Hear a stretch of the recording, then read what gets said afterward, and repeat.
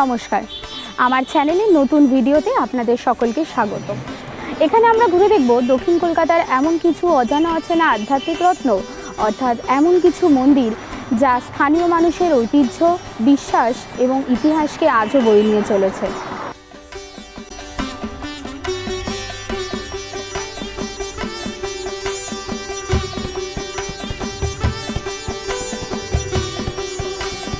আজ আমাদের গন্তব্য দক্ষিণ কলকাতার বেহালার শোষণা অঞ্চলের একটি পুরাতন মন্দির, ঘোষপাড়া কালীবাড়ি।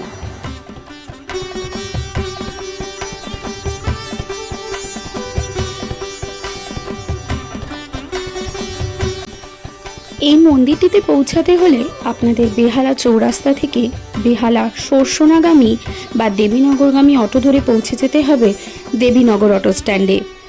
তিন মাথার মোড়ে অবস্থিত রাজমালা বস্ত্রালয়ের পাশের রাস্তা থেকে মাত্র 5 মিনিট হাঁটলেই পৌঁছে যাবেন মায়ের মন্দিরে।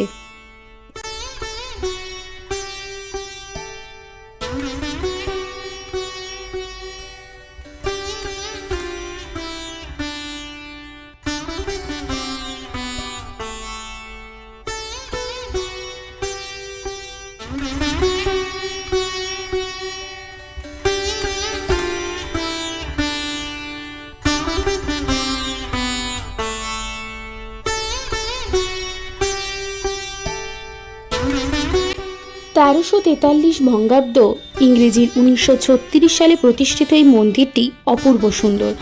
মন্দিরের চারপাশে আছে প্রাচীন নাট মন্দির বা দালান এবং ঘোষবাড়ির পূর্বপুরুষের স্মৃতিসৌধ। মায়ের মন্দিরের পাশে আছে ছোট্ট শিবের একটি মন্দির ও অতি প্রাচীন এক বটবৃক্ষ, যার ইতিহাসও অনস্বীকার্য।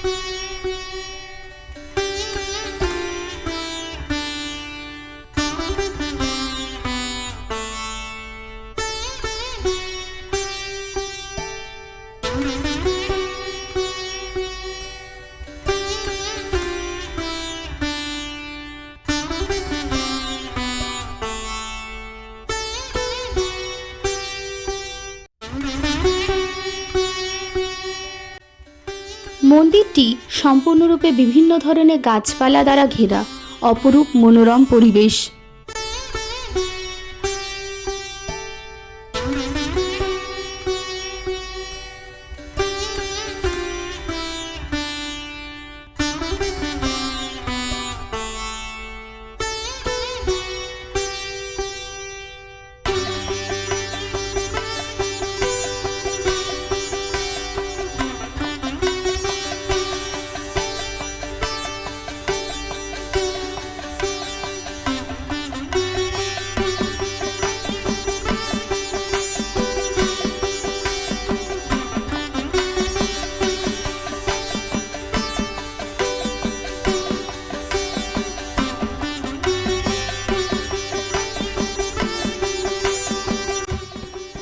মন্দিরের উল্টো দিকে থাকা পুকুরটির প্রাধান্য অনস্বীকার্য।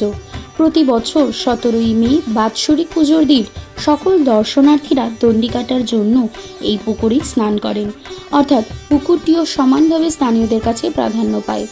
স্থানীয়দের মতে মা এখানকার প্রচণ্ড জাগ্রত, অর্থাৎ তাদের সমস্ত কামনা বাসনা সব কিছুই মায়ের কাছেই পাওয়া যায়।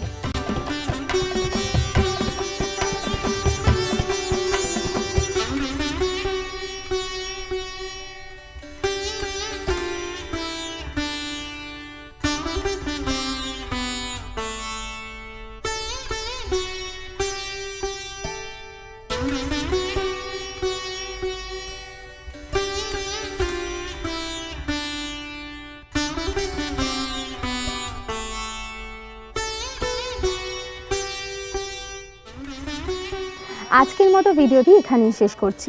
দক্ষিণ কলকাতার এই পবিত্র মন্দিরটি ঘুরে আপনাদের কেমন লাগলো অবশ্যই জানাবেন। এই ধরনের ভিডিও আরও দেখতে আমাদের চ্যানেলটিকে ফলো করবেন।